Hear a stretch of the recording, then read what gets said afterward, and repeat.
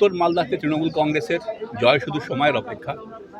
একটা অভিনন্দন তোদের প্রাপ্য, একটা ধন্যবাদ তোদের প্রাপ্য। সেই আবির খেলা, তারপরে লাড্ডু। কর্মী সমর্থকদের উৎসাহ, উদ্দীপনা, কনফিডেন্স। আমি তো আগেও বলেছি যে উত্তর মালদায় তৃণমূল কংগ্রেস লক্ষাধিক ভোটে জিতবে। আমি একটা কথা প্রথম থেকেই বলছি।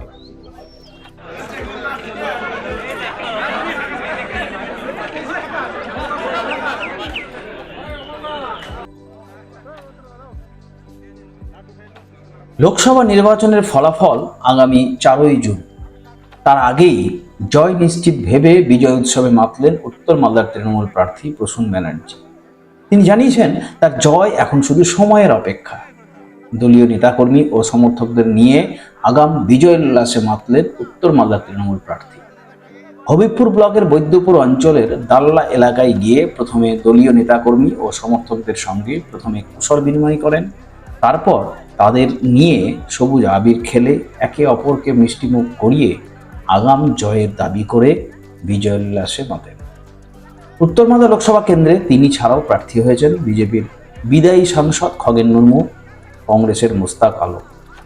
যদিও বিপুল ভোটে আবারও জিতবেন বিজেপির বিদায়ী সাংসদ খগেন মুর্মু বলে দাবি করেছেন তিনি। এখন শুধু ফলাফলের অপেক্ষা।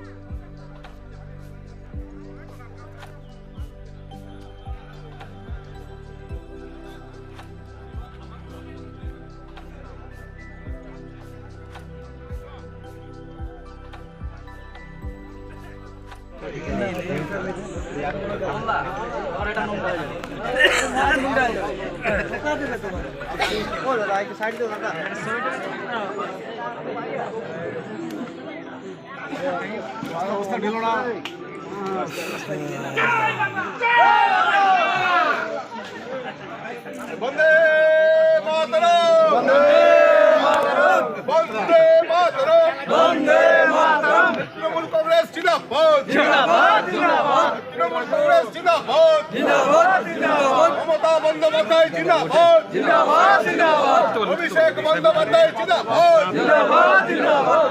বন্দে মাতরম, বন্দ্যোপাধ্যায় জিন্দাবাদ, জিন্দাবাদ, জিন্দাবাদ। অভিষেক বন্দ্যোপাধ্যায় জিন্দাবাদ, জিন্দাবাদ, জিন্দাবাদ। বন্দে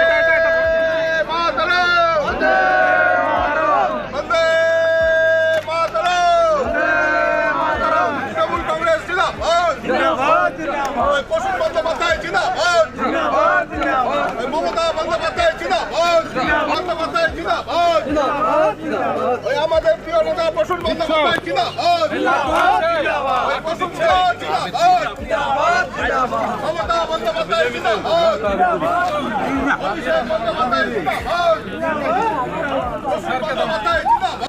দুপুরে রয়েছি ডাল্লাতে। তো এখানে আমাদের যেটা ছিল হবিবপুর ব্লকের আমাদের সমস্ত সহযোদ্ধা, নেতৃত্ব, আমাদের সমর্থক, তৃণমূল কংগ্রেসের সমর্থক, শুভানুধ্যায়ী, এলাকার সাধারণ মানুষ সকলের সাথে নির্বাচনোত্তর পর্বে একবার এসে তাদের খোঁজখবর নেওয়া, তাদের সাথে আরেকবার একাত্ম হয়ে বসা। নির্বাচনের আগে আমি এলাকাতে বহুবার এসেছি।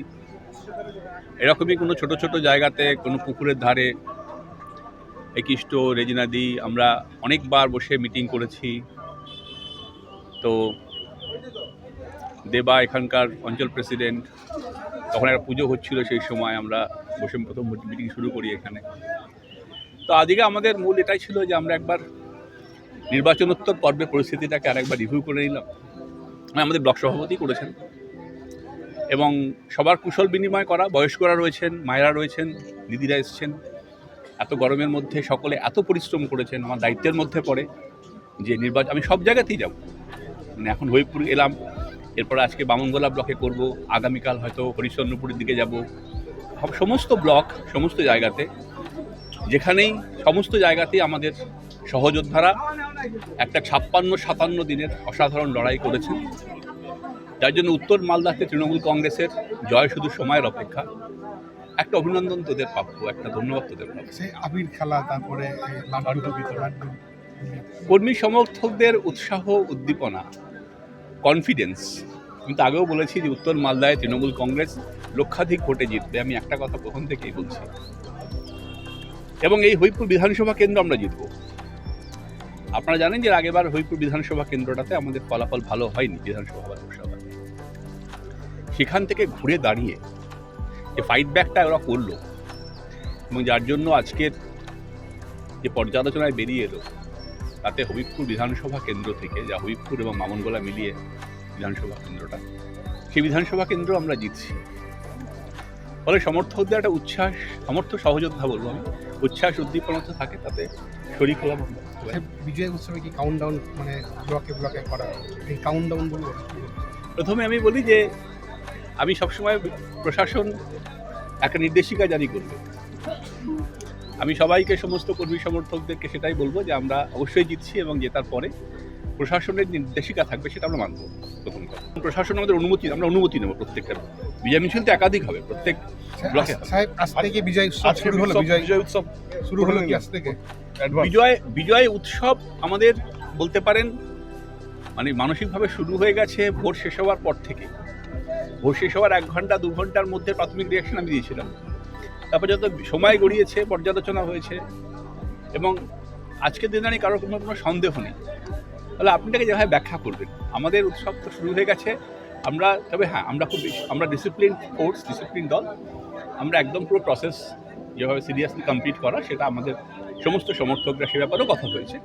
আমাদের সামনে যে কাউন্টিং রয়েছে সেটা দিয়ে আমাদের প্রস্তুতি চলছে। গতকাল মিটিং ছিল জেলা শাসকের অফিসে, সেখানেও আমাদের লোকেরা অ্যাটেন্ড করেছেন। আমরা সিরিয়াস। সাহেব, দেখা গেছে যে আপনি ভোটের দিন হরিপুরেই ছিলেন, হরিপুর, গাজল এসব করেছেন। মুচিয়াতেও ছিলাম। আজকে মানে এই বেলটাতে কেন? বেল টেল করে তো কিছু নেই এখানে, এগুলো আপনাদের তৈরি করার টাম। উত্তর মালদা কনস্টিটিউয়েন্সি সমস্ত কর্নার, সমস্ত লুকান কর্নারই। লড়াইটা কার সঙ্গে হলো? লড়াইটা কার সাথে হলো এটা ওরা ঠিক করুক যে সেকেন্ড থার্ড কে হবে। এমনি মাইক্রোস্কোপ দিয়ে খুঁজে পাওয়া যাচ্ছে না, ভোটের ধানে মিলিয়ে দেবেন। তিনি চিৎকার চেঁচামেচি করছে গিয়ে। তাই বিজেপি বলছে লড়াই মানে সেকেন্ড আর থার্ড হওয়ার জন্য তৃণমূল কংগ্রেস লড়াই করছে। হ্যাঁ, ওটা আসলে ফ্রাস্ট্রেশন থেকে প্রতিদিন একজন গিয়ে স্ট্রং রুমের সামনে ড্রামা করছে। নির্মলা সীতারামনের স্বামী নিজে বলছেন যে 220 বিজেপি পেরোচ্ছে না। কে বলছেন?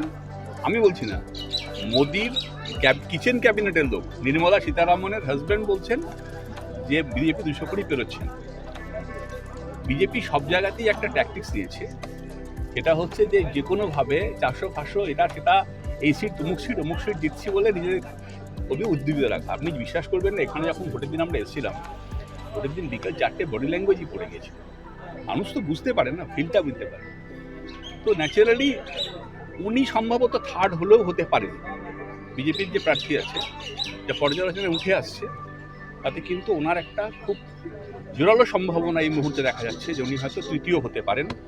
ফার্স্টকে থার্ড করে দেওয়া, এটাই তৃণমূল কংগ্রেসের কৃতিত্ব বলতে পারেন। কর্মী সমর্থকদের অলমোস্ট থার্ডের জায়গায় নিয়ে গেছি আমরা।